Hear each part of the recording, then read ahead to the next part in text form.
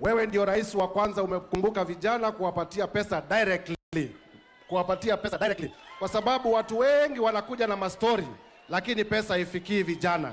So hata tukiongea mambo yote lazima tukushukuru, kwa sababu leo vijana wa Kenya wanapata pesa directly. Pili, unajua kwamba katika kaunti zetu za Makueni na hapa Machakos na Kitui, umaskini umekuwa hali ya juu sana. Na ni kwa sababu hiyo umaskini, vijana wengine wetu hawakumaliza mashule vizuri.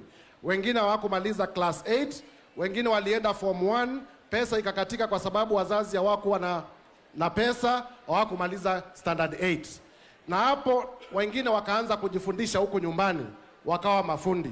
Kwa hivyo mpango umeleta wa recognition of prior learning, kufundisha watu wetu wakuwe mafundi, kwa sababu hakuna fundi ambaye apati kazi kila siku ya kujitafutia familia yake.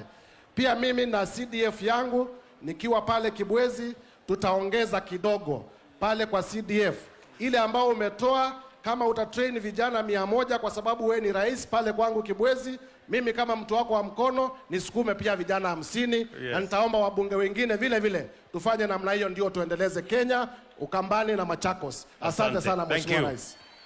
Bas, Mheshimiwa Kawaya, wewe